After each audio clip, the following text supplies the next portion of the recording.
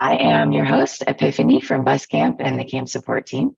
And this is our fifth Campfire talk this season, Ask a Placer, fan favorite.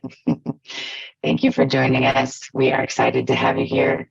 We usually have this event on Tuesday evenings, but we're hoping to reach those with alternate schedules or different time zones with a Saturday morning Campfire talk.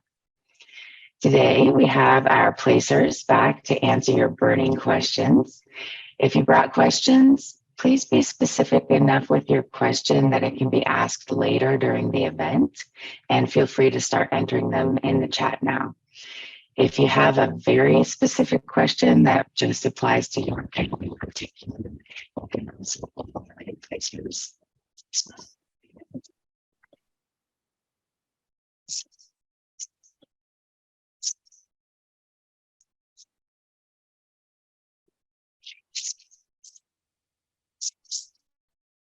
Volunteers. Epiphany, your sound is a little hard to hear. Oh. It's hard to interrupt. It's been like kind of robotic, so you might fix your mic. You sound like a Cylon. Okay, hang on. I thought it was just me. Thank you. Unless this is AI Epiphany speaking. Oh no.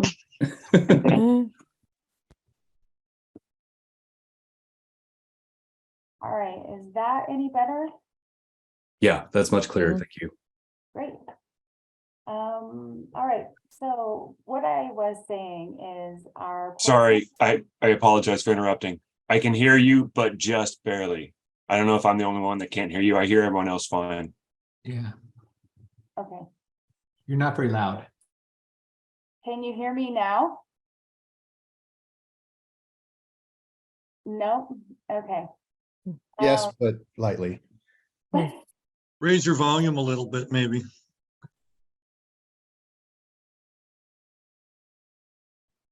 All right, thanks everyone for helping out figure out these technical challenges.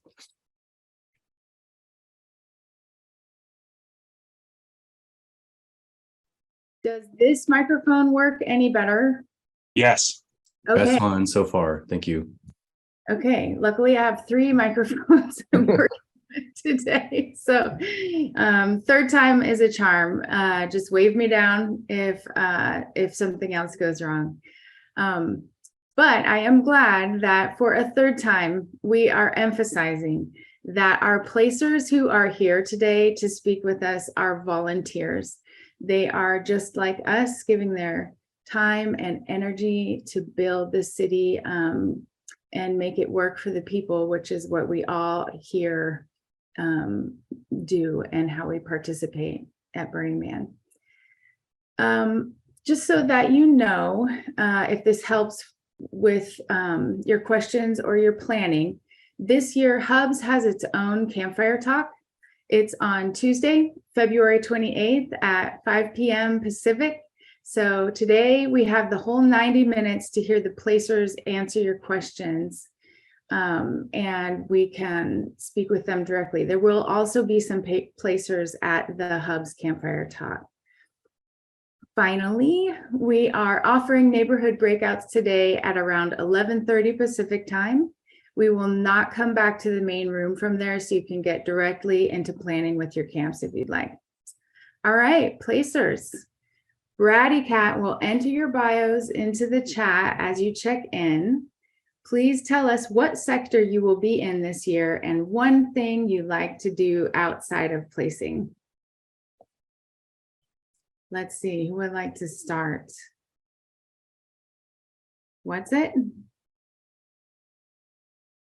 There we go. We don't actually know yet which sectors we're going to be in for next year.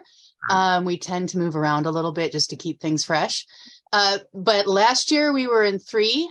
I had a team of 4 of us total, and 3 is absolutely fantastic. It's one of my favorite sectors in the city. If you get a chance, go visit 3. It'll rock your socks off. So when I'm not busy placing people, I run a ranch and grow legal weed. So that's my life. Nice. Thank you, Winston. I agree. I'm from 3 o'clock as well. I think it's the best neighborhood, but everybody has their own opinion. Bravo, are you ready to check in? Yeah, I'm, excuse me, I'm Bravo. As what's it said, we don't know yet, but I did 7:30 last year. There's 3 of us. Fun, happy little sector. In my spare time, I actually volunteer at a haunted house. So it's kind of like doing Burning Man, but scarier. And it takes up a lot of my time after the event. Nice, that's in Sacramento? Yeah, yep. Right on, I'm gonna check that out. All right, governess, are you ready to check in? Sure. Hi, I'm the governess. And last year I placed 2 and 10 o'clock, large scale sound stuff and other camps. And I had one person working with me, and it was awesome. I love large scale sound. It's super fun. And in my spare time, I don't have any really spare time, but I like to go see live bands. Actually, that's my thing is music. So thank God the pandemic's over, so I can go do that again. Yeah, Ish. yeah, we like that. Yes. And luckily there's some overlap probably with hearing live music as you're placing. So since you don't have free time, that can work out. Exactly. And the other thing, I live in the UK, so I think I'm the furthest away placer on the team. So I've got an 8-hour time difference with everybody, but that's fine. Well, thank you for joining us today. All right, Level, you're next on my screen. Are you ready to check in? Yeah, hi everyone. Level here. I am the Associate Director of Placement and also known as City Planning. Been on the team since 2014. I have the lovely privilege of managing this fantastic team. One of the few actual year-round staff that gets to do it. So I don't have a lot of free time because all of it's taken up by my job, which is really trying to figure out how to best serve Black Rock City. And every now and then I like a long walk on the beach. Nice, thanks, Level. Papa Bear. Hello, I'm Papa Bear, and I'm no longer a placer. I'm the placement coordinator, a role underneath Level, supporting all the other volunteers on the team. And in the pandemic, I started doing gardening, and that is what I'm looking forward to this weekend. After this is the spring coming, and do a little bit of my landscaping on the outside of my house. Right on, right on. Congratulations and thank you, Papa Bear, for joining us in that role. All right, KGB, I think you're last but not least. Hey everyone, KGB. I'm the lead placer for 430 sector. At least I was last year. We'll see about this year. And I've been a placer since 2015. I helped out the governess in large scale sound for a couple of years and helped Level in 430 for a couple of years before I became the lead. And in terms of hobbies, outside of normal like work and life and doing placement, we don't have time for no stinking hobbies, but I think I'll copy the governess and Papa Bear in that I love to garden and live music, which I'll be doing tonight. Oh, nice. That's something to look forward to. All right. Oh, Monday. I'm sorry, I skipped you. That's okay. I was a 9 o'clock lead placer last year, and I placed in 9 and 3 o'clock, which are both lovely and very different. That's one of the things I love about the city is that each neighborhood really is quite a bit different if you really go looking for the ways that they are. Outside of placement, I think placement is my hobby. So this is like what I do with my time where I'm not working. So I guess that's my answer. All right, good answer. I'll accept it. We also have with us today and helping to create this event and behind the scenes, they're doing all kinds of squirrel activities. Our camp support team, if you would like, please wave and unmute and say hi. I know we have Bratty Cat, who is also with placement. She'll be joining us to ask your questions aloud later. And Puppy is our tech mod. Larry, PETA, and Vesper are also helping behind the scenes today. Right on. Okay, so folks, we want to know a little more about everyone else who is here in our camp community if you would enter into the chat, where are you Zooming from and how many people are in your camp?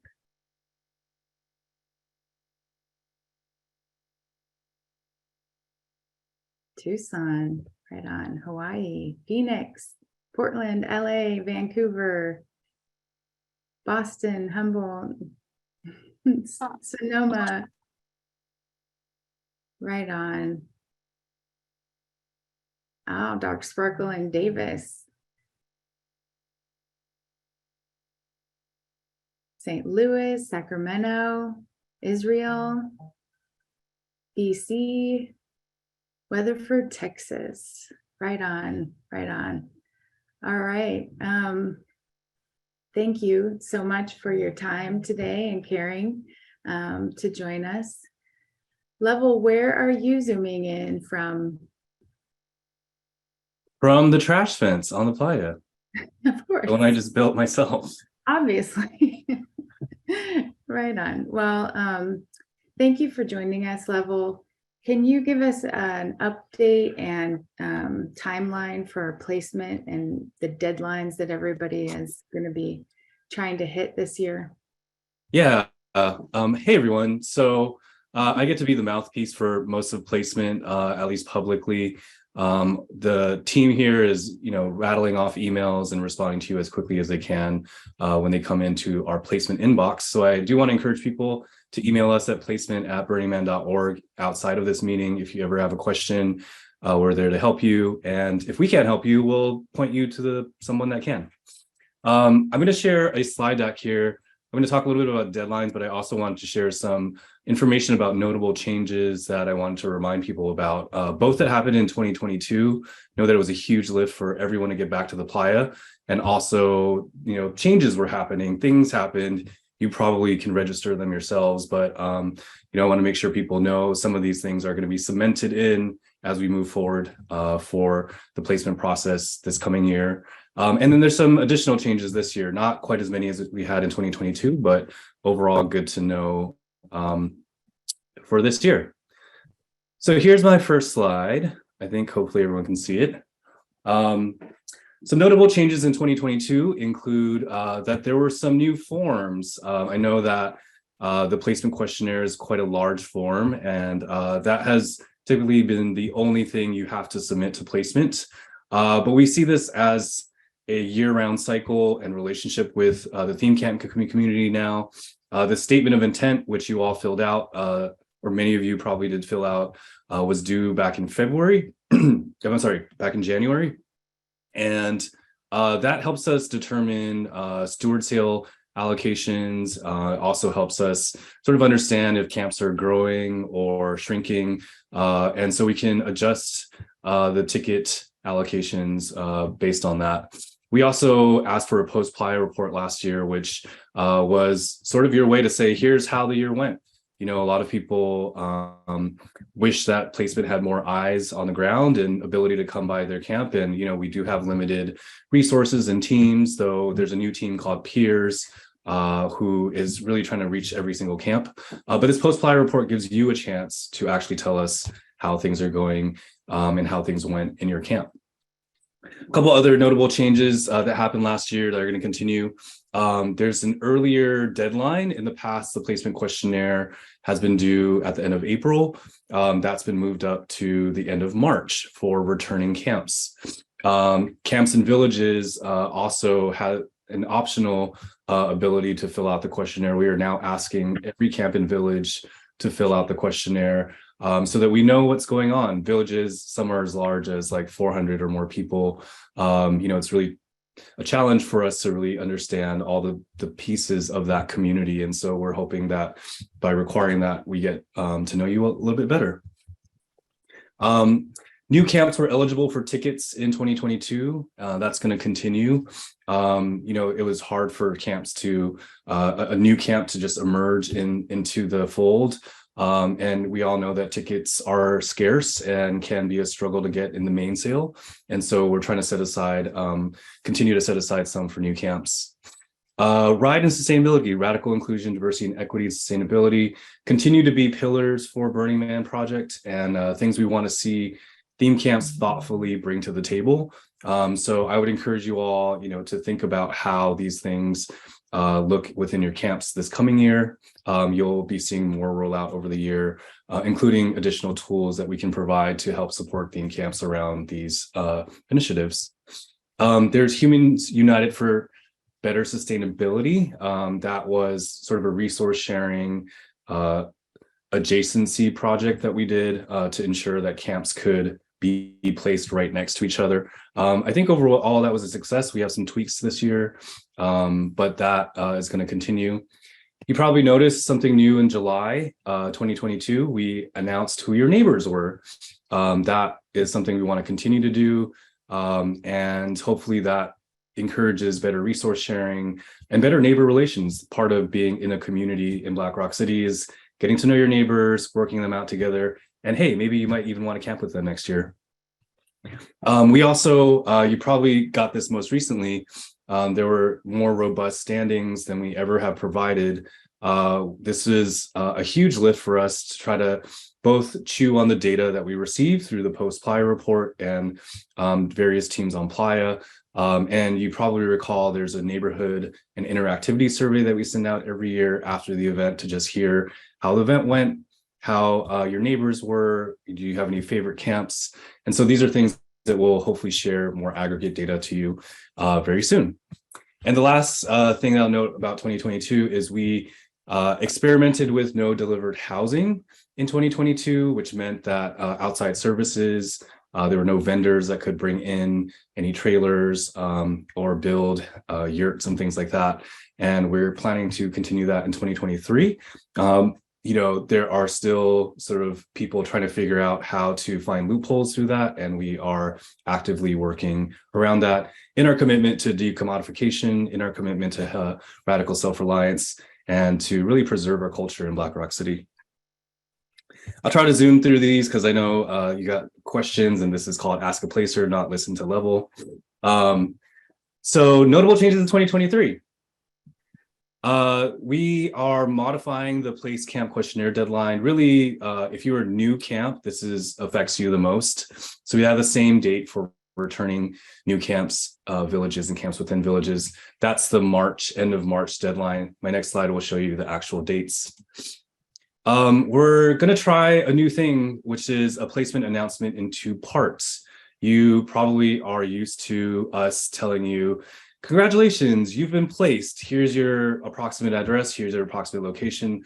All that happens. We were able to move that up to early June last year. We're also able to probably segment that in case, I think the spirit of moving up deadlines and moving up things and moving up notifications is so that people can have more time to plan. The earlier that you know that you're placed, the earlier that you know who your neighbors are, the earlier that you know if you're not placed, that's going to affect your planning. And so we recognize that and want to honor that. So the 2 parts are, we're planning to do an earlier announcement that you've been selected for placement. We often know that weeks in advance of actually knowing where your location is. And so we're going to try to do something a little bit sooner, probably in mid-May, that lets you know, hey, you've been selected for placement. That way, maybe that eases some nerves, or you can follow through with, renting that truck or whatever it is, that equipment that you need. And then kind of our typical timeline later in early June, which is your approximate address and location. So, part 1, you've been placed, hooray. Part 2, okay, here's where you actually are likely going to be. And hopefully that helps your planning. That's really our goal. And, none of this is just a simple button click. Just know that we're all doing as much as we can to chew on data, respond and understand what's going on in every single camp. There's over 1,200 theme camps in Black Rock City. And so it's not an easy lift, but we're doing our best. And these volunteers are rock stars. Now, hubs last year in 2022 was our first attempt at it. We had a completely separate form in Google. Now we're planning to integrate that within the placement questionnaire.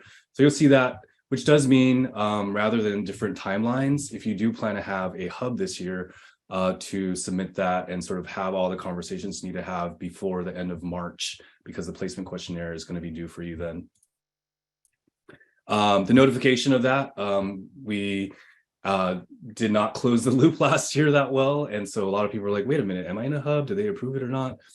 We do plan to have that as part of the placement announcement once you find out where your address and location are.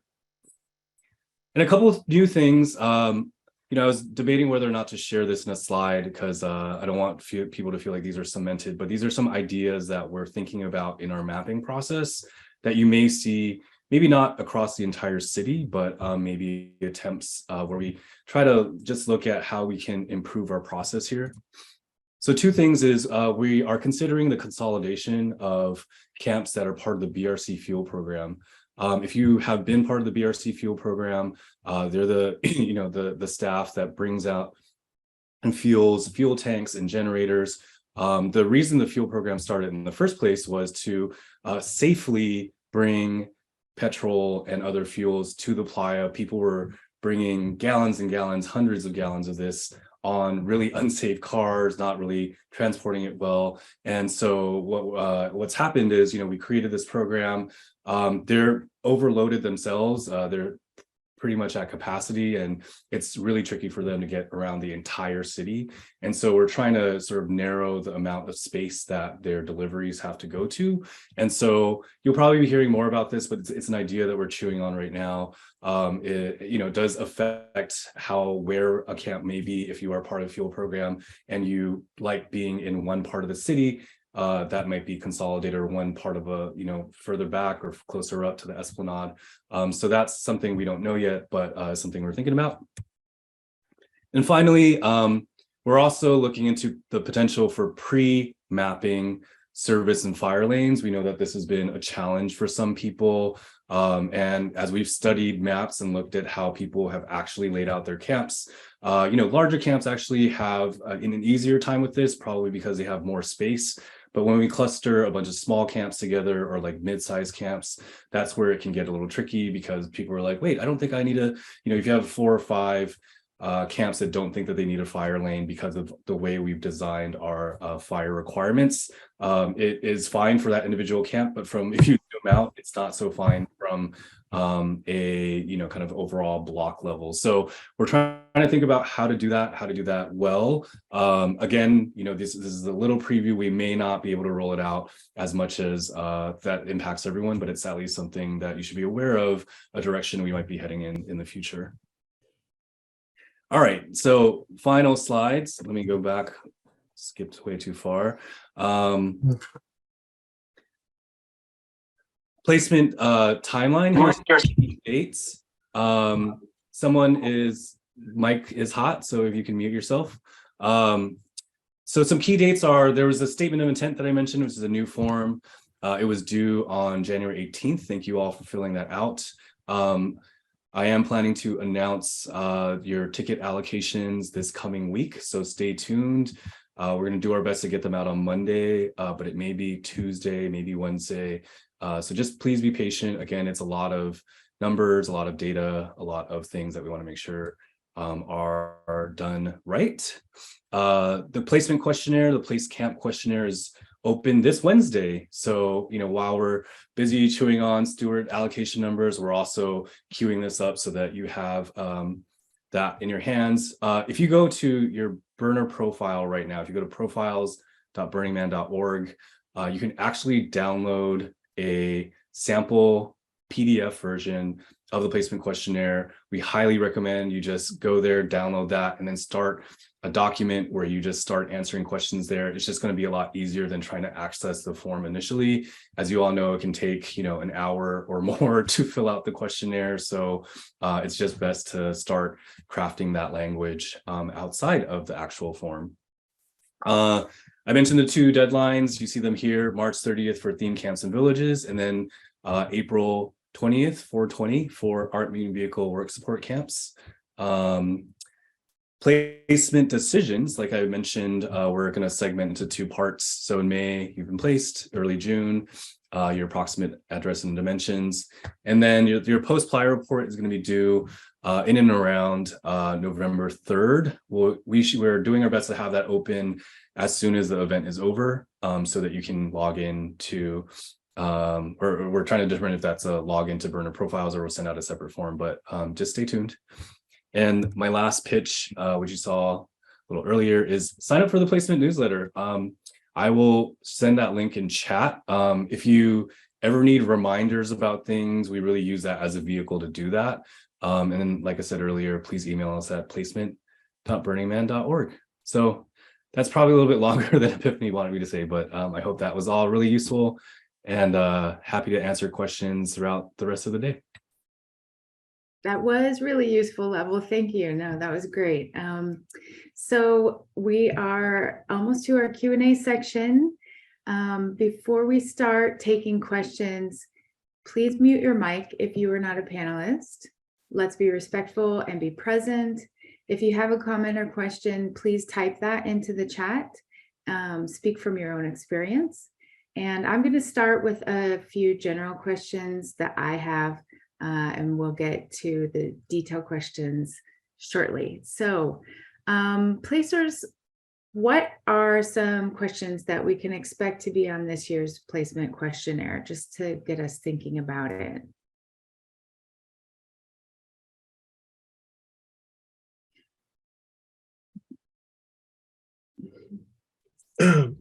Interactivity is gonna be the biggest one.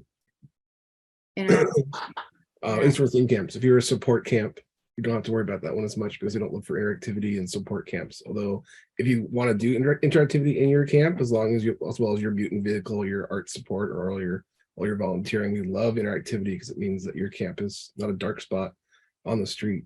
But for theme camps, interactivity is the blood of what you are, and so we read that the most. Right on. Okay.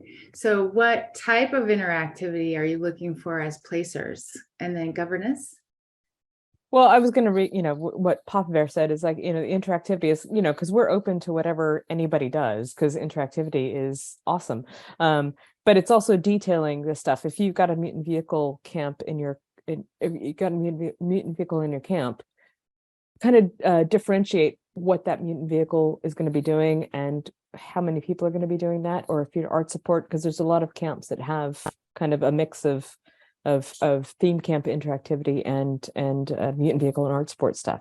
So it'd be good to understand that, and just I know the deadlines for the questionnaire are early, so you're probably still working out what your interactivity is going to be, but as much as you can detail what you think you're going to be doing is super, super helpful for us. We don't need to know the manifestation of how your camp came about or any of the the background of that kind of stuff, but we just want to know specifically what you're going to be doing in your camp for this coming year.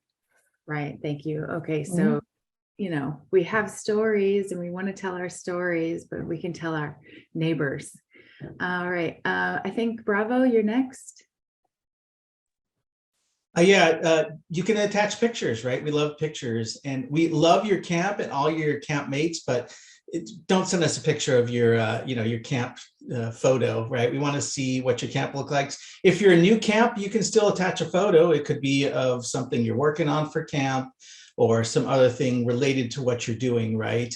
The photos helps give us a visual of what you're explaining. So the more you can tie those two together, the better, easier it is for us to understand what you're trying to bring to the city. Right on. Yeah, visual always helps with increasing participation, especially during a Zoom call. If you all are able, please turn your cameras on. I love to see your faces, and your neighbors love to see you too. What's it? Hey, and Aurora, this ties right in. Aurora in the chat says it seems there are mixed messages about interactivity, saying keep things doable, don't overextend yourself. But then it feels like the questionnaire prioritizes more is better. When we in placement look at your questionnaire, we're really looking for specifics about your interactivity. Tell us what exactly you're going to do, knowing that you manifested 32 quill feathers from we love that, but that doesn't help us. Tell us about that when we're placing you and we're in person and having that discussion. But back more to Aurora's question, more is always better. But at the same time, it's not. We don't want you killing yourself. We are still coming out of this pandemic. We're going to look for interactivity that's appropriate to the size of your camp. So if there's 4 of you, we had this fabulous little camp. It was 4 people, a little 50 by 50 square foot space. And it was a bunch of moms, and they hauled out a sewing machine and sewed on it and fixed people's things. That was a lot of interactivity. You know, they were going 3-4 hours a day, just these 4 people. If you have a camp of 150 people, we're looking for a lot more than those 4 moms sewing. And we're starting to really pay attention. We always have, but now even more so, really pay attention to how much interactivity your big old camp is doing. So if you're a small camp, don't let that worry you. You don't have to be doing what Entheos is doing, what district is doing. We're not expecting that of you. We're expecting something. If you're a 10-person camp, we're expecting something more appropriate to a 10-person camp. So pay attention to that, pay attention to what you love, make it weird, make it catch our attention, and you're going to be fabulous. Let your freak flags fly. All right, Monday. Yeah, I also wanted to say, we made a big point of emphasizing last year that it's not just about volume, it's about uniqueness. And I want to make sure that we continue to push that forward, because you could do something really unique and it could be like you're doing something nobody else is doing. And maybe it falls apart and you can't get it running, but you're doing your best. You know what? We love that. We love to see you bring whatever your janky, weird ass shit is. It doesn't need to be beautiful. It doesn't need to be nice. It needs to be unique. Now, on the flip side, if you're going to bring a bar, which a lot of you do, and if that's the only thing you do, there's nothing wrong with that, but make sure there's something about it that makes it unique. You know, if you're just putting up a monkey hut and like a Costco table, like probably, you know what? It's not going to really be, I think, in the spirit of what we're looking for in terms of expressing yourself and your contribution to the community. So just think about those things. We don't want you to kill yourself. We just want you to express yourself. And don't gloss over the fact that what you have to offer might be enough as that unique individual, right? Yeah. Okay. Bravo. Yeah, and also with that, we do ask a lot of information, and a thing also to remember as a camp is like if you want to be on the Esplanade, the expectations are higher, right? People are there all the time. It's heavily traveled. We're expecting you're doing things 24/7. If you want to be in a plaza or on the avenue, same thing. Lots more traffic. The expectation is more. So take that into consideration with what you're doing, and if you think you're doing too much, or you can't handle it, maybe you shouldn't be trying to be on the Esplanade and then complain that, or say that it's too hard for you to do it. Maybe you need to take a step back and think about where your camp needs to be. So, so definitely take that into consideration. And if there's questions, if you're like, I want to be on the Esplanade, but I don't know if I'm doing enough, or I think I'm going to kill myself, send us an email, right? Send an email to placement@burningman.org. We'll gladly talk to you and explain, what we think of what you're trying to do, and we'll help you decide if that's a place for you. Right on. So a little processing. All right. Yeah. Thank you. Okay. I don't see any other hands. Okay. So, Bratty Cat, are you ready to offer us some questions that have been coming through the chat? I am. Awesome. Perfect. So on that note of interactivity, best advice to make your application stand out. And that question is from Eddie. I think they meant questionnaire, right? Yes. This is not an application. Yeah, I'll add just me and the rest of the 9 o'clock placers this past burn. If you could make us laugh, and don't listen, I don't want you all to think that you're comedians out there, but it's like the thing that we always notice is if we laughed, you're a bunch of like really mischievous people out there. We love some good jokes or some good storytelling. I think there's a difference between like, really having a theme and going hard on it. Like if you were pirate camp and you did your whole thing in pirate speak, you know what? Mazel tov. I think you definitely got our attention. But don't feel like that's the thing that you have to do. Pictures are a great way to really get our attention, to be honest. Right on. What's it? And y'all placers, feel free to just discuss openly. Thank you. Yeah, what's it? Yeah, and we've said this before. Y'all have a freak flag. Don't be lying. I know you got that freak flag. I want to see you fly it in your questionnaire. I want to know who you are by the end of this. It's so fly that, and yeah, make us laugh. That's great. But if you don't have a sense of humor, fly that freak flag. You know, there's plenty of us. Anyway, I just won't go there. Fly your freak flag. Let us know the unique thing you're doing. Don't be frightened of us. We're all volunteers like you are. Thank you. Bravo. Yeah, and the thing to remember, I think we just kind of talked about, but to reiterate, right, we'll get the theme camp description, and we'll get 10 paragraphs about how they're a community, and then 1 sentence about what the interactivity really is. So flip that around. If you want to stand out, then make it easy for us to understand what your interactivity is. And then you're going to stand out, right? Because then we understand what you're doing. Too often we run into camps where it's like, oh, hey, this sounds cool, but they didn't really give us a lot of information. It's a little bit vague. So maybe we have to email them, or maybe it's a busy time. We don't have time to email and get information. So we're not really placing them based off truly what they're doing because they haven't explained it well. So just make sure that you're clear in explaining what you're doing. Thank you. I'm just going to interrupt us on a logistical note.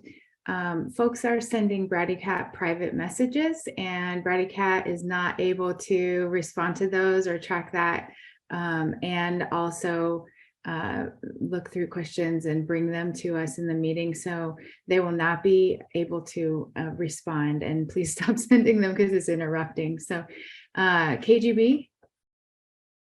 Yeah, I think this echoes a lot of what other folks were saying, but 2 things. One is the interactivity part of the questionnaire. Don't think of it as an exercise in creative writing skills, because you know, we are reviewing thousands of these things, and we really just want the description of what you're going to do. It can be written in an interesting way, but not, you know, 10 paragraphs of creative writing and poetry. The other thing is that, you know, think about when you ask what your priority street type is. If you are saying, you know, I want to be an Esplanade camp, I want to be a portal camp, make sure that your interactivity is that sort of street type, because really maybe you should just be on a street somewhere and not on a portal or an Esplanade. And so we might review and consider your interactivity based on what you asked for. So just be realistic about what you asked for. I know there's somewhat of a, you know, it doesn't hurt to ask, you might as well try, and maybe you won't get it attitude, but we do sort of review you based on what you asked for. So try to be at least realistic. Thank you. That helps folks understand. All right. Monday, you're on my deck. Did you have another comment? Okay. All right. Bratty Cat, what is our next question? This is from JLG. Mutant vehicles are not considered part of camp interactivity. Or was that the policy in the past? Has this changed? I'll take that one. So no, mutant vehicle interactivity is not part of the camp interactivity. It's a separate thing from theme camps. But we would like to know if you have a mutant vehicle in your camp and how many people will be dedicated to that mutant vehicle, because what we try to do is subtract that amount of people from your interactivity and kind of assess, because we do assess population versus interactivity. Like What's It was saying earlier, it's a camp of 10 people doing interactivity 4 or 5 hours a day. That's a huge amount of thing. If you've got a camp of 300 that your primary focus is on your mutant vehicle, and 20 people in your camp are only doing in-camp interactivity, then that kind of helps us assess what we need to do, with the camp. If that makes sense. Yeah, that's great. Thank you. Mm-hmm. Brad again. Okay, this is from Huggy with Rhythm Wave. We've been about the same size for years, and now we are hoping to expand a bit. Maintaining space for bikes is getting tough. Long-term campers are getting trailers and RVs, and I want to expand their solar. What does placement want to see or what can a camp do to achieve greater space? Thoughts on that? Placers? Bravo has his hand up. Yeah, maybe I'll just talk. Yeah, you know, so typically we base the size of camps off of population, right? We look at the size, we have some things to kind of determine what that is. And generally that works out well for most camps. If you need, but that there are exceptions, right? There are some camps that need more for some reason, right? Maybe they need a space for bike parking, or maybe they do need space for some piece of art or something else they're doing. And in most cases that happens, the best thing to do is if you think it's something special like that, you should definitely put it in your questionnaire when you submit it, and send the placer, if you've worked with that placer before, an email about it, right? They can discuss and let you know if it is something that you need more for, or that we could really legitimately give you more space for. Oftentimes camps want more, and it's just, you know, there is the kind of the realism of we only have so much space available for us to put camps into. So we may not be able to give you extra space just because you want to set up a larger solar array. You might have to be a little more creative with that. But it's not worth, or it's not, it doesn't hurt to ask us that question. Put it in the. You muted yourself. I think the space bar unmute only lasts for so long. Yeah. Yeah. So let us know. It doesn't hurt to ask, right? And we can let you know if it's something we can do or not. Yeah. So you can ask. If you don't get what you want, it's another opportunity to be creative, right? Yeah. Okay. Bratty Cat, do we have another question? Oh, yes, of course. Are there plans to bring other areas like the POC neighborhood? It was very helpful for the Black and Latinx campers, but it could also work to have a few clusters spread around. Great question. Why don't I take this one? I did respond in chat. Thanks for the question. You know, placement doesn't determine, I think some people think that, you know, we sort of say, hey, that neighborhood is going to be the red light district and this neighborhood is going to be the party district. We don't do that. We actually kind of work with your preferences and what you're organizing as a community. So the multicultural people of color neighborhood was a community-led kind of group of people, group of camps that said, hey, we want to camp together. We want to be by each other. We have this theme going as you know, over a dozen camps. Can you find a spot for us? And we did. And that typically happens. People think that the neighborhood is something that was designed by Burning Man or by placement, and that's not true. That was, you know, some queer camps that came together and sort of grew over the years that all wanted to be by each other. So I think if you're interested in having more, you know, kind of clusters or neighborhoods that are POC, like, organize the community, come together, and then tell us that's what you're doing, or whatever it is. It doesn't just have to be about a particular identity group. You know, maybe you are a bunch of people from, you know, Stockton, California, and like you all want to camp together, or you all happen to have red hair and you want to create a red hair district. Like, that's fine. Just let us know and we'll do our best to, you know, to make that space. But we don't, you know, from on high say there must be a people of color neighborhood and there must be a queer neighborhood and there must be a place for people with red hair. You know, like, Burning Man is open to everyone. We want to make sure that we have all camps that are open and welcoming, even if you are clustered together. And so we're going to do our best to assess that.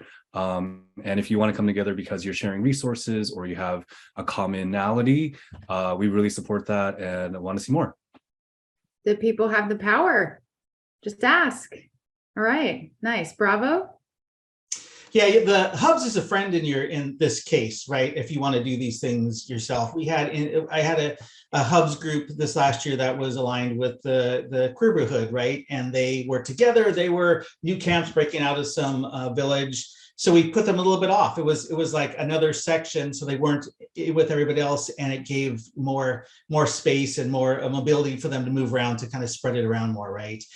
Them doing that by saying we want to be together to do this thing allowed us to put them in a place where they were happy because they were together, and not just try to lump them all together in one spot. So same with the POC camps. If they want to build hubs and be in different parts of the city, it's a great way to do that, and to kind of ensure that or have a better chance of ensuring that you're going to be put together in these other sectors.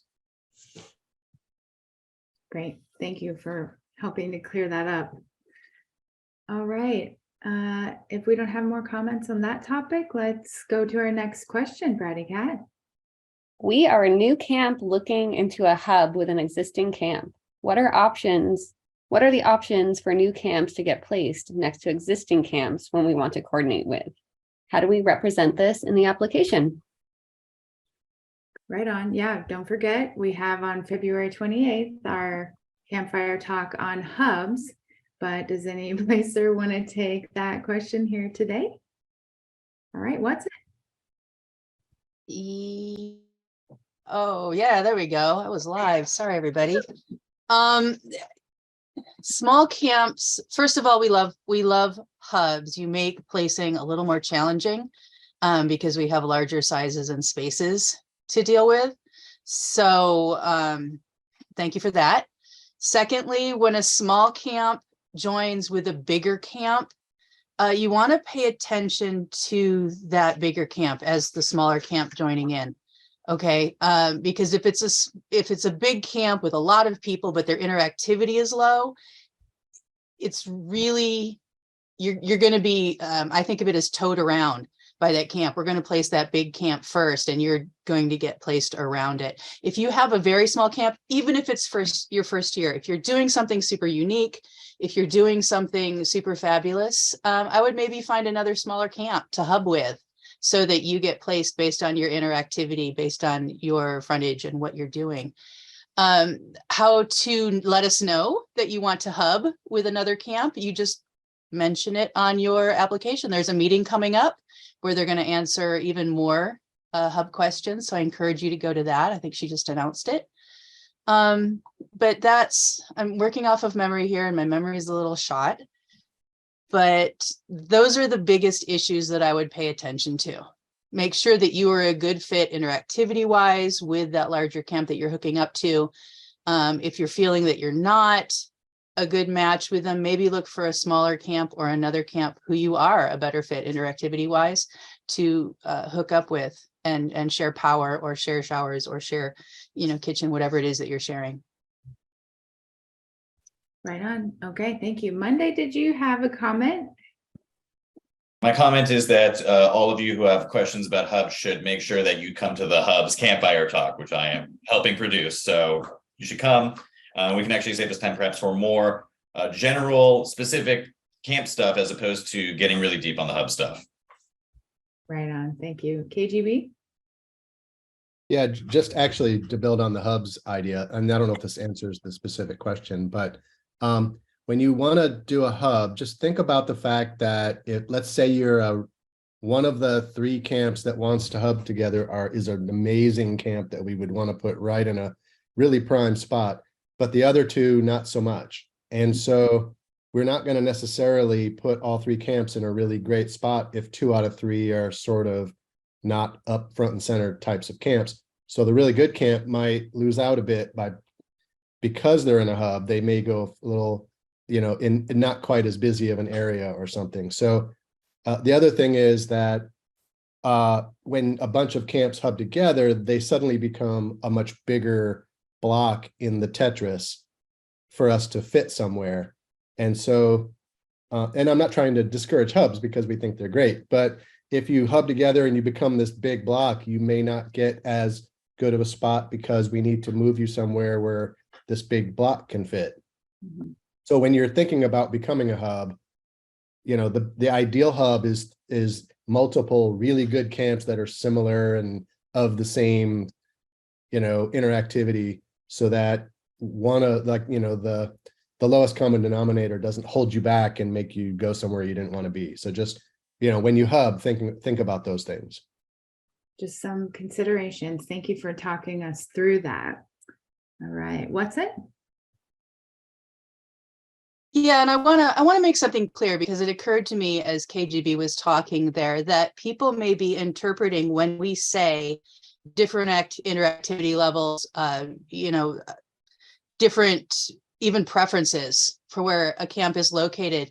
There are several different sorts of camps that we look at. And off the top of my head, there's high interactivity camps. They're on 24/7. They're rah, rah, shish, boom, ba. Let's go, go, go, go, go, go, go, go, go. There are neighborhood camps that are a little more laid back, still amazing interactivity. I'm thinking of something like the organic fruit and veggie bar. They only have so much fruit and veggie they can bring to camp. They don't want to be up front.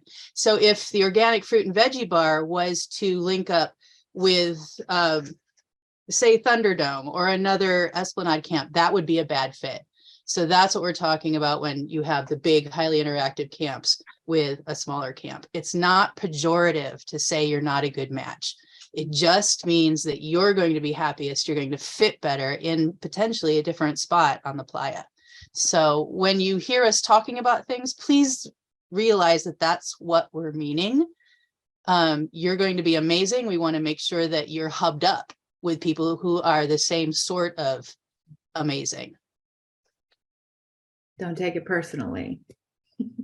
Right. Yeah, I mean, off the back of what What's was saying, I mean, it's not necessarily if you form a hub with a bunch of camps and you've got a camp in your hub that's not highly interactive or, that doesn't meet the criteria and stuff, they may not get placed as well. So it's not just making a hub doesn't mean that everybody in the hub will get placed.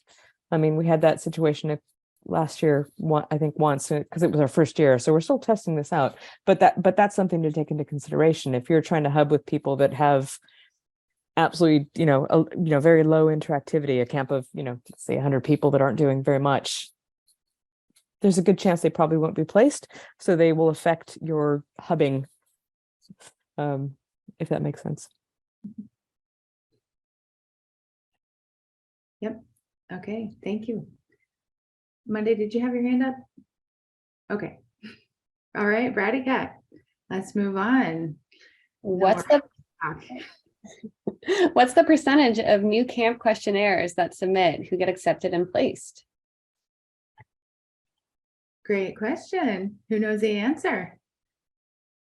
You get an A+. I like to see people put your best guess out there in chat. What percentage of camps do you think are placed that apply? And if you come to a previous talk of mine, you probably have heard me share some numbers. But if you don't remember, that's okay. All right, I see 69%, 42, 30, 60, 10, 20. I'm going to say 80. 80. All right, 85. I don't have the exact number for you today, but I will tell you that it is over 90% of camps, probably over 95% of the camps. Each year, we have probably in the ballpark of 13 or 1400 camps that apply. And it fluctuates year to year. We have denied placement to maybe up to 100 of those. And so you can do the math there. The last thing I'll say though is, and you'll hear me say this more, working actually on a Burning Man Journal post about this. Every camp wants to grow, not every single camp, but a majority of camps want to grow. More camps want to come into the fold. More people want to go to Burning Man. And when we have a population limit of 70,000 people, 80,000 people, and more people want to come into the fold, we are at a point where we really need to think about how we manage all of that, because that is not sustainable. Same that applies to our earth and our limited resources. The more we keep mining and trying to make more mouths to feed, it is challenging on the resources. And so we're seeing a similar thing happen in Black Rock City. There's a true population limit. And there may be a true camp limit at some point. I don't know what that is right now, but the current rate is over 90% are accepted. That may decrease over time. depending on how many more people want to come in. And what's it? Did you have more to say there? Yeah, thanks, Level. I just want to remind people about open camping and walk-in camping. I would love to place all of the theme camps just to give everybody a chance to really wow all the citizens of Black Rock City every single year. But we need to save some space for open campers, for people who are not in theme camps, for people for whom that's just not a good fit, or they want to be independent. And so remember that. I mean, right now we're a room full of theme camp owners and people who work with theme camp owners, and we love theme camps. We think they're amazing. But we also need to remember that there are other types of people in the world, and we need to save space for them as well. Something about inclusion. Yeah. Nah. All right. Bratty Cat, next question. Do you take in consideration the seniority of the camp? Do senior camps get priority for better spots? All right, Monday. I'll say if you've been coming to Burning Man, bringing your camp for a few burns, and we know that you always bring it, that will definitely influence how and where we decide to put you. But it won't be like where we decide to put you is ultimately about your interactivity. So we may know that you can do it. You may have, given us a questionnaire that didn't have as much information as we wanted. But if you've been coming for 10, 15, 20 years, and you've always brought your A game, well, we're going to be like, okay, well, we can assume that you're going to do that. I think that's actually why for newer camps, it's really important to put some real thought into your questionnaire, because that's going to be our first impression of you and is really going to influence on that. But, ultimately it is all about, what have we seen you do before and how has it been to work with you, because it's a two-way street. And I, and my personal experience, I've also seen camps that have been placed for years that don't put in all their interactivity, and they assume that we know what they're doing, and you can never guarantee that your previous placer will be the same placer you have in the next year. So I had one camp years ago, we do dance and music. I'm like, that's not good enough for me, because I had a new person on the team looking at the questionnaire going, I don't know what they do. I'm like, yep, nope, they didn't fill out the questionnaire. So we need those specifics every single time. And I know it's a pain, but we have to have it, because you're not guaranteed to have the same people that have been your placers in previous years. All right. Yeah, thank you. Papa Bear?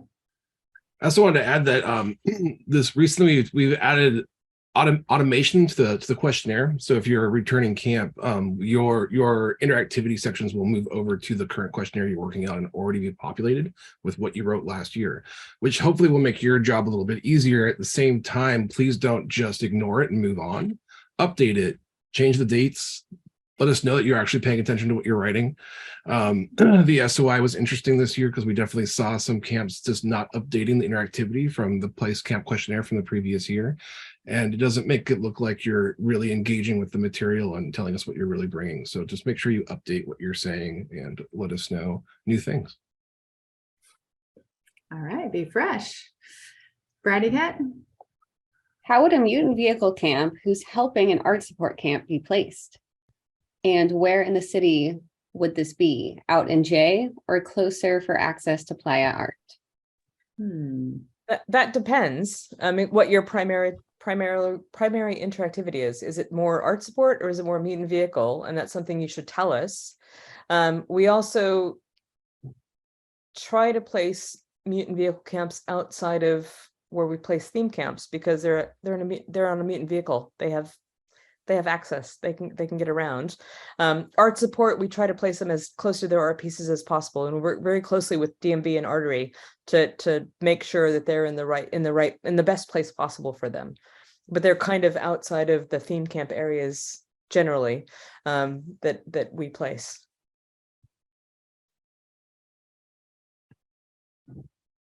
That answer the question? All right, Level. I'll also say I saw some comments in chat just about like hybrid camps. And I want to just make sure it's understood. We know that most camps are hybrids. Some camps, like not all camps are strictly a theme camp. You might have a small mutant vehicle there. You might have some volunteers there that work at Gate or work for Rangers or work at ESD. We know that there's all kinds of people in camp. So I wouldn't worry too much about like, am I in the right category? Because we'll assess that and we'll kind of reach out to you if we feel like the category is incorrect. What we are trying to figure out is what is your primary thing. There are different requirements for the different types of support camps. So mutant vehicle support camps, for instance, are more limited in size, and we calculate the amount of space we give differently than we would an art support camp. And that way we, for a theme camp. So don't get too hung up on these categories, just explain what's happening and we'll do our best to sort that out once you sort of figure out what your main thing is. Okay. Ready, Kat? On this note of support camps, what is the process for a support camp within a village? Is it handled in the questionnaire?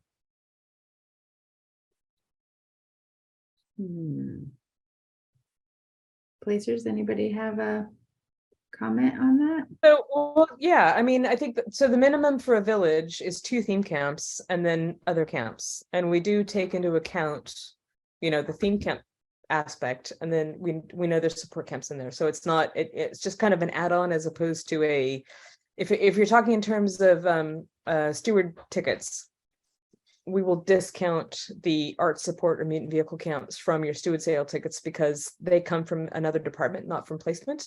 But a village minimum is 2 theme camps and then whatever else you want to put in there. Bravo.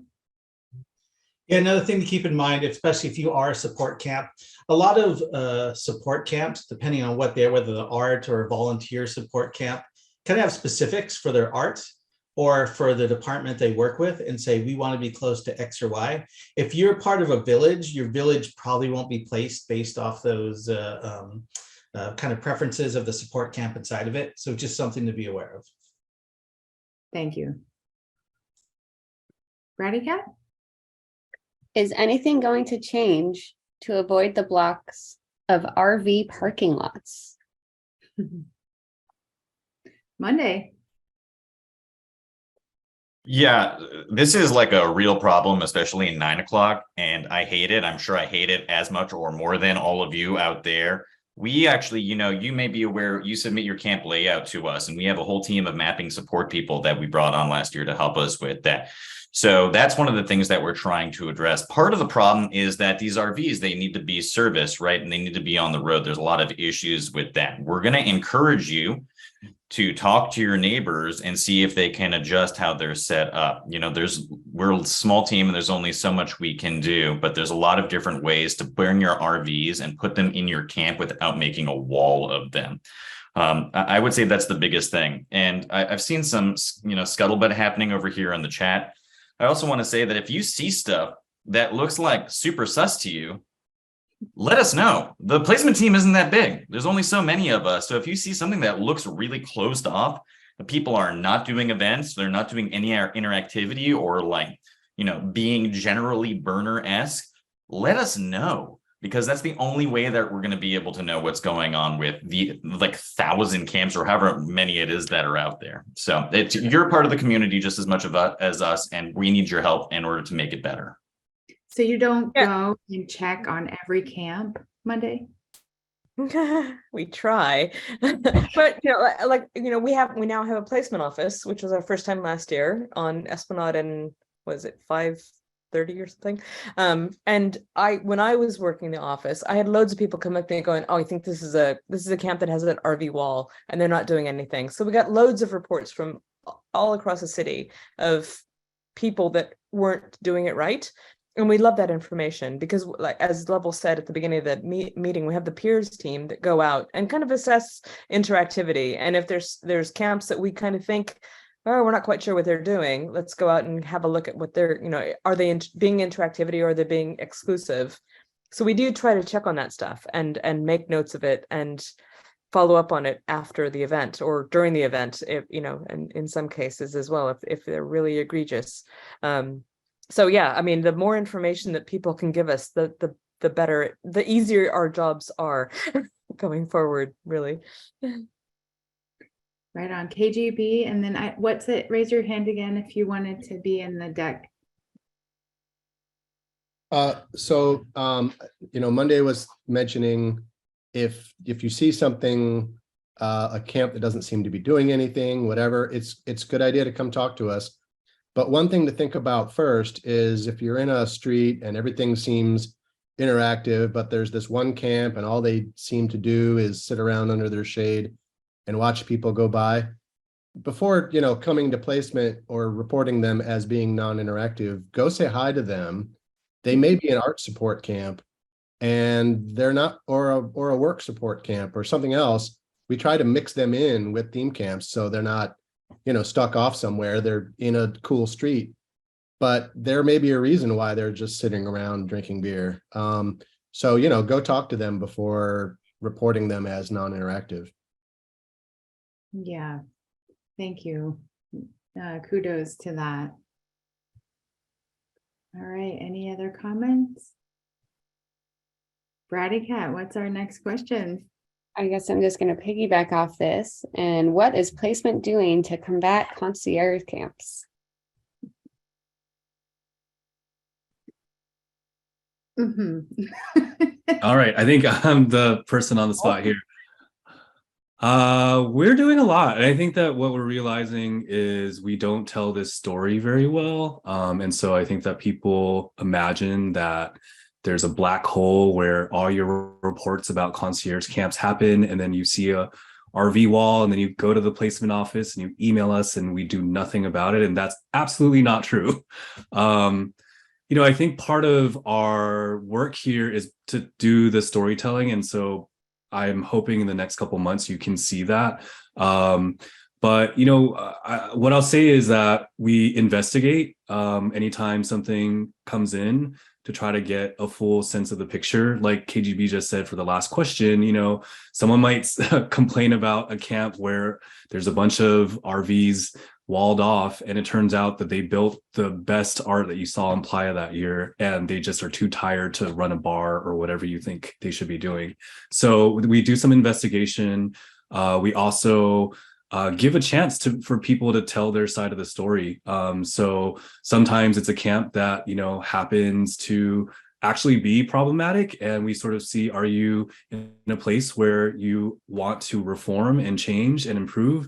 And if you are, we give you a second chance, in the spirit of radical inclusion, in the spirit of believing that people bring their best selves and want to do the right thing. We give people a chance. So you might see a camp year after year that you're like, wait a minute, I thought I reported them last year and they're back this year. It's because we're trying to work with them to give them a chance to improve with direct feedback. And there comes a point where that there's only so much room we can give them and so much slack to provide. And so if in year 2 or year 3, we notice that a camp really isn't improving and continues to be a problem, we will not allow them to return to the playa. And I will say, these are numbers that I hope to report soon. This is part of the storytelling. In 2022, we had the most camps we ever have put in limited and not good standing than ever before. That's partly because of having a little bit more teeth through the cultural direction setting process and some new policies that we have.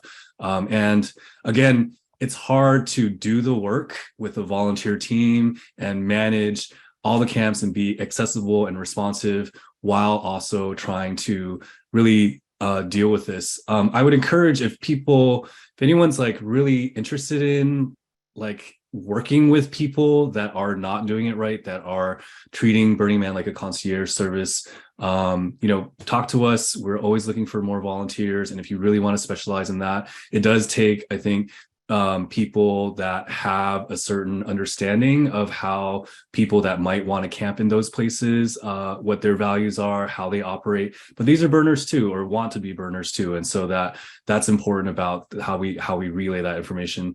Last thing I'll say, and I see Bravo's hand, is when we get reports in placement, before you get out on Playa, part of the investigation too, there's some really egregious things that we do see out there around, people that are selling full packages that are like, you get your housing, you get food, you get costumes, you get bikes, all of that as an all-in-one package. We've been pretty clear and continue to be very clear that that is not okay, and we will not allow them to go to Burning Man. Will not place them as camps, but sometimes they still find their way out there. We don't manage tickets in a way that we like associate every person and every individual to a camp. I don't know if you want us to be the Gestapo or not. We don't want to be that. And so, it is tricky because people find their way in. And so I think, I hope this is explaining a little bit more about what we do. And I hope that we can continue to build this. This is, I think, a community responsibility, not just a placement responsibility, not just an org responsibility. It's something that we all need to address with each other, including just going up to those people and saying, hey, what's going on here? Rather than just, calling the principal in or calling who you think mommy and daddy are. So anyway, that's my 2 cents for now, but I can definitely, we could have a whole campfire talk about this as well.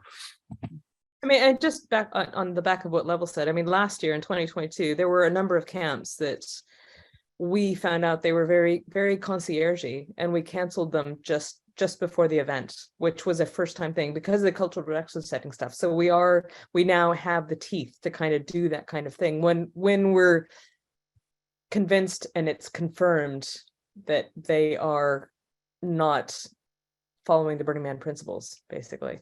So hopefully that'll get, it'll get better in the future, and we'll have, and less people will stop doing it. But we are looking at that really closely. Thank you. That's good to know. Bravo, I see your hand. I just want to say, if you think that you might be one of those camps or part of one of those camps, there is help. We have a camp advisory and mentorship program through the camp support team. If you would like to join that team, you're also welcome to contact camp support. Then you can also contact placement if you think that you have seen one of these camps or there's something wrong with your neighborhood. All right, Bravo.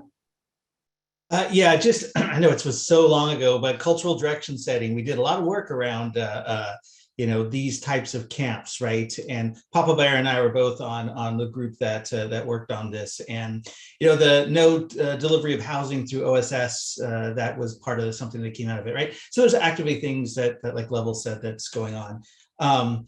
One of the things that came out of it, I can't remember the exact wording, what we call it, but we were looking at behaviors, right? The concierge, there's behaviors that are very concierge-y.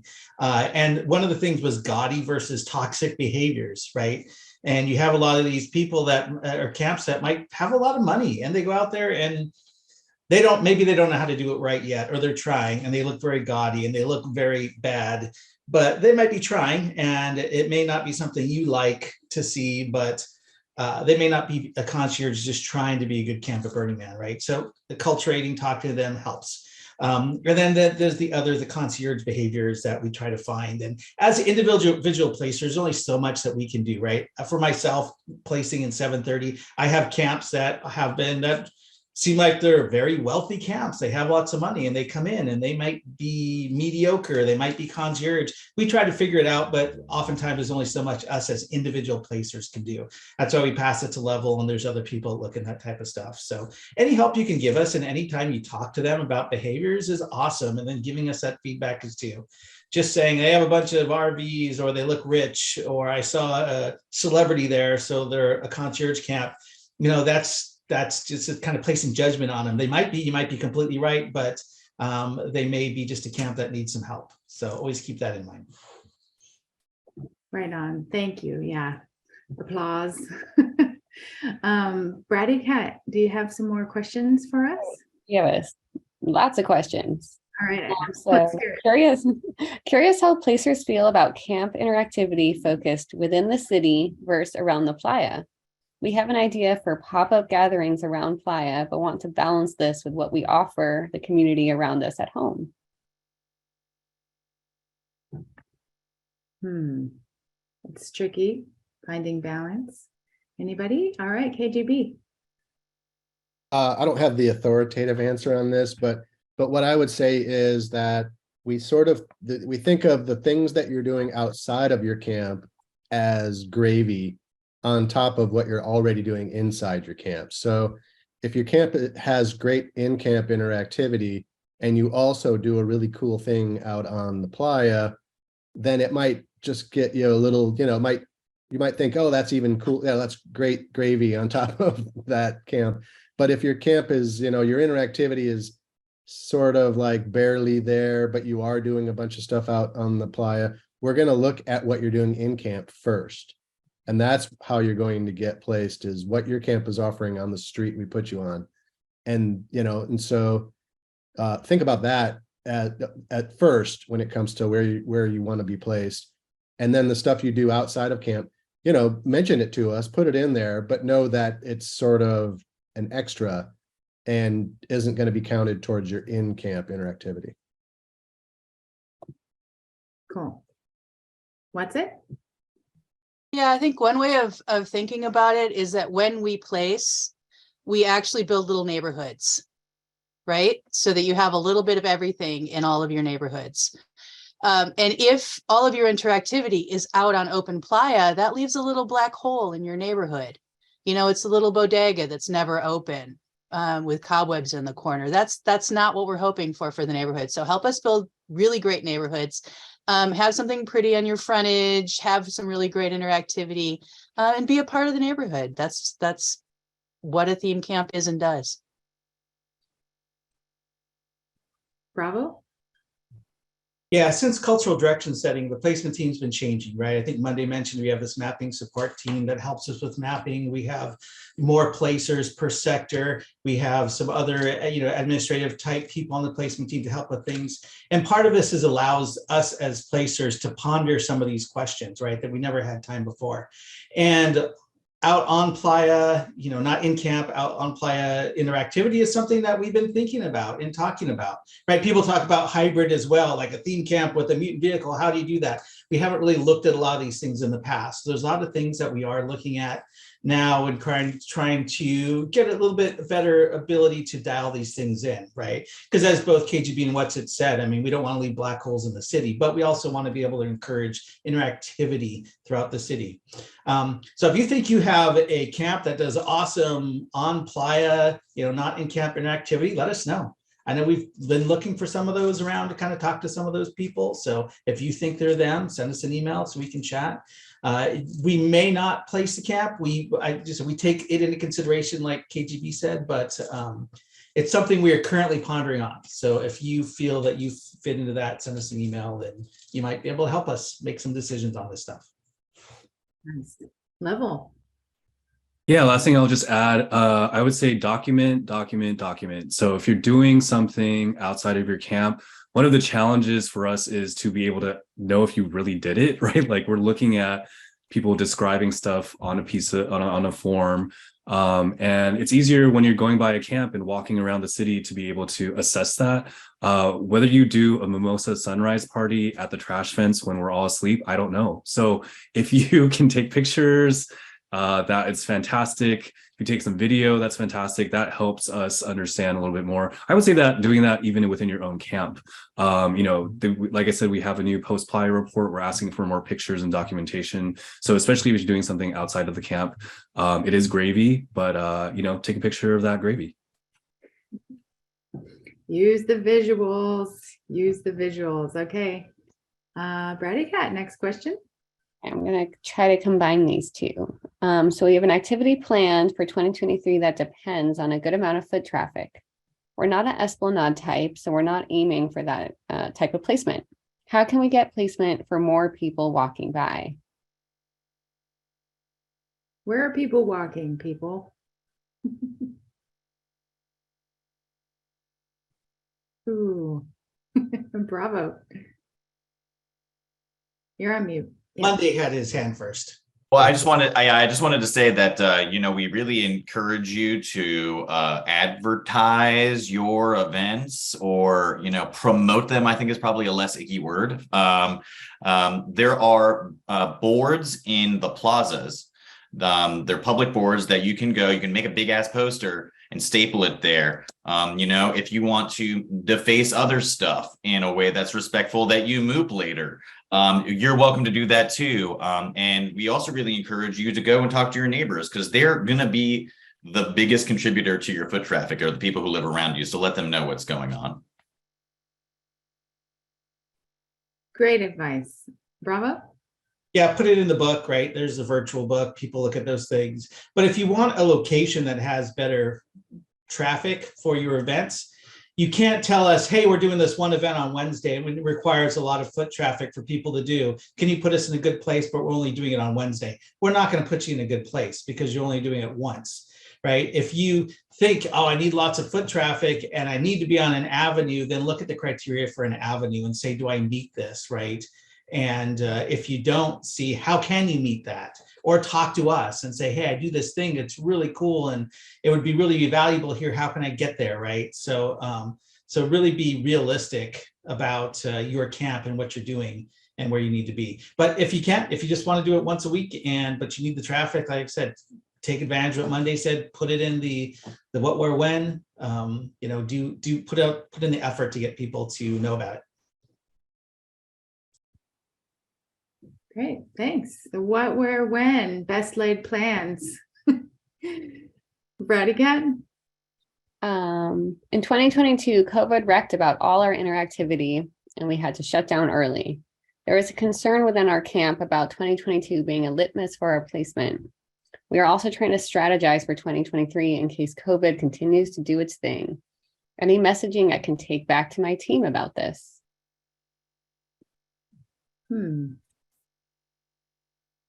Yeah, I just want to throw out that, obviously this was like a big issue for a lot of camps this past year.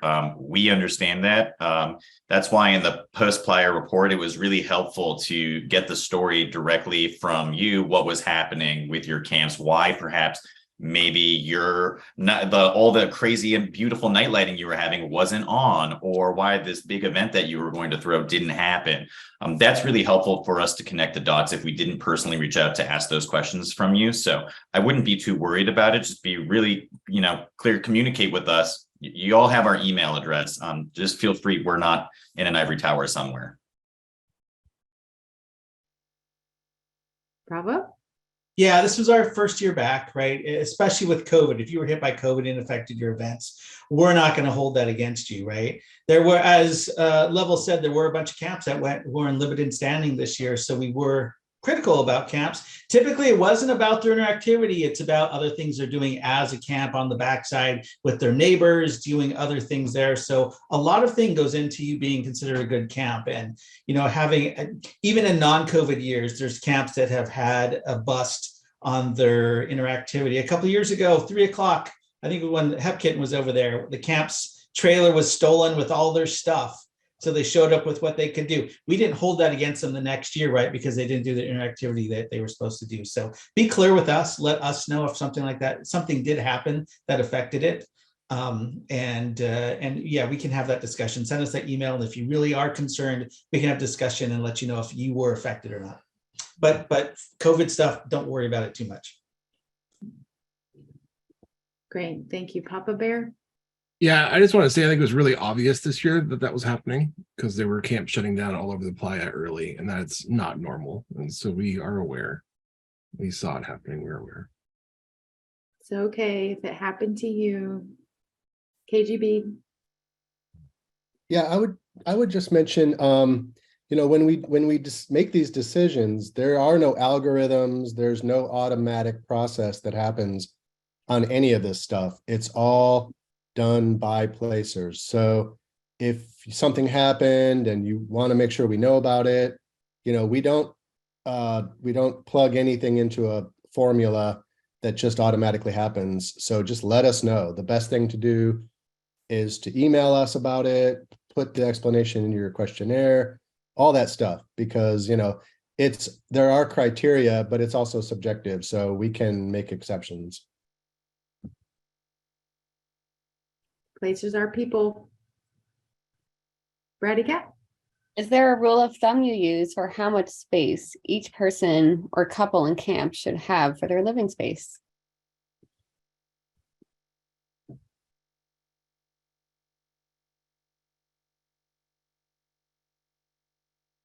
Nobody's raised their hand. I'll take it. So we have a rough rubric of 400 square feet per person that includes interactivity space. So that's sort of the total amount. So if you're telling us your camp is 30 people, we're gonna look at that in terms of times 400 square feet per person. That's not just your personal space, that's also the interactivity space. And with that rough rubric, there's also wiggle room for changes. You don't have to be that big. You can be bigger. You just need to explain to us what's going on and why. Therefore, and then so for a personal space, it's kind of like what's your shade structure like? You know, a lot of people, it's hard to fit just in a tent spot, but other people might have a communal shade they're doing for their entire camp, and can just fit in a tent spot, and that's it. It's going to change based on your needs, your camp size, and how many and what your camp is doing communally versus your personal shade for each individual.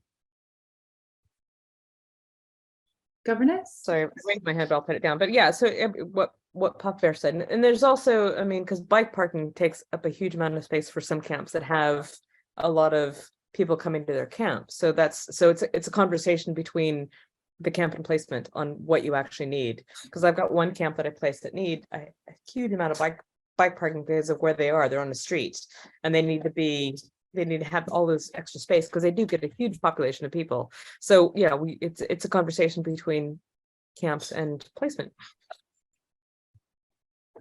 I will just add that conversation starts when you fill out the placement questionnaire. We actually ask you, there are kind of a whole list of size options that you can say, hey, I have 25 people in my camp, or I have 250 people in my camp. It'll tell you what the suggested amount of square footage you should have is.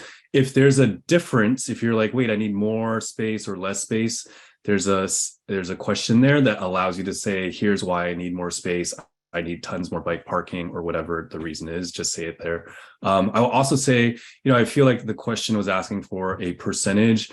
I am a little shy to give a specific percentage. I think our whole team is, because things do vary. I will say that if most of your space, like 90% of your space is like, look at all this beautiful living room that I've built for me and my friends that no one else can come into, that's going to be a problem. And you have a little tiny thing at the corner where you're giving out snow cones or something, that's going to be a problem. So really think about what's proportional. I think I've seen anywhere from maybe a third to a half of the camp be interactive.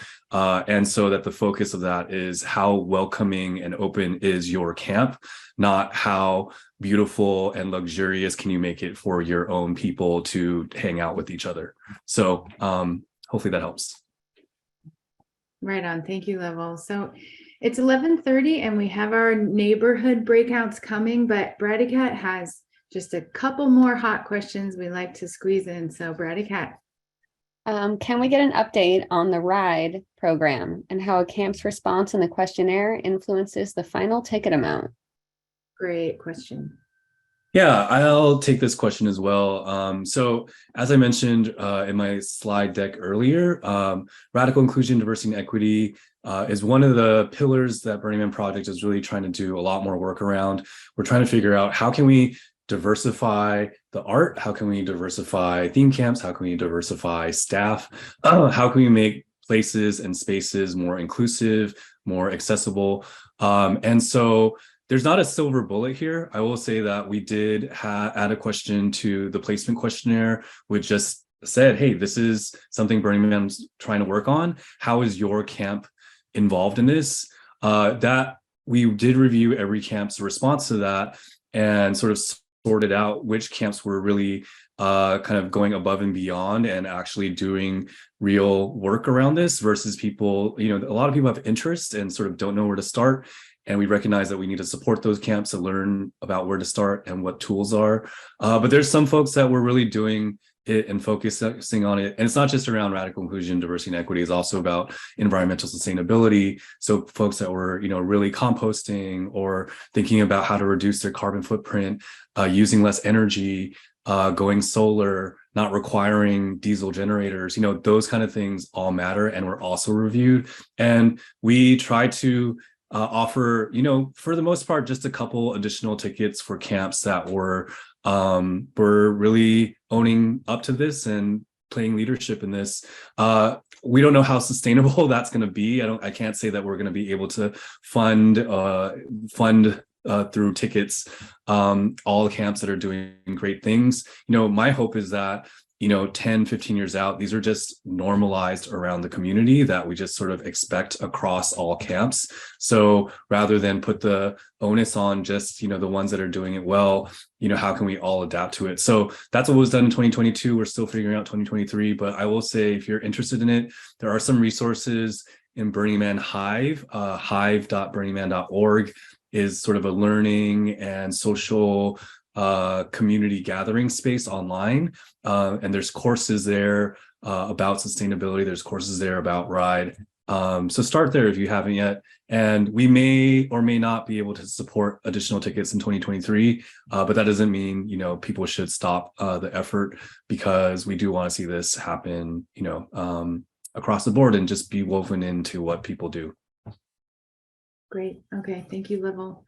One more question, Bratty Cat, and then we'll wrap things up and go to our neighborhood breakouts. Our camp is a day camp, so we are a dark spot at night. Does that look bad to placement?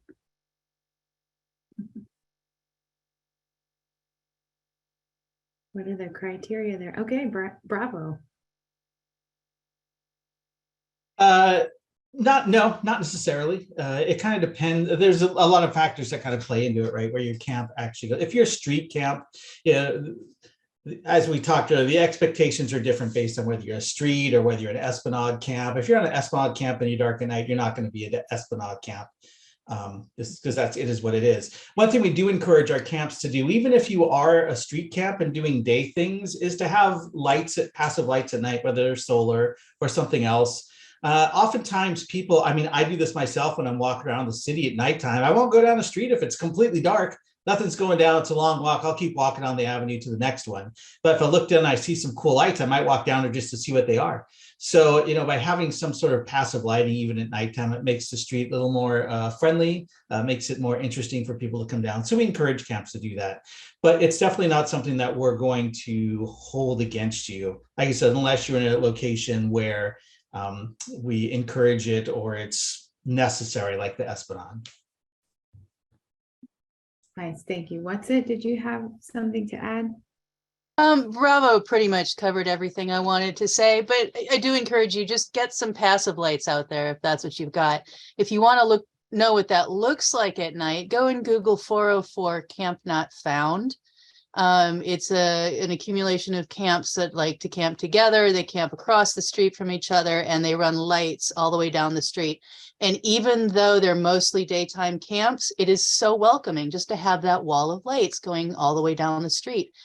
This is another thing that maybe a hub could do. If you're signed up to a hub with fellow camps, maybe run some lights down your street, especially now that you're sharing so much power. Nice. All right.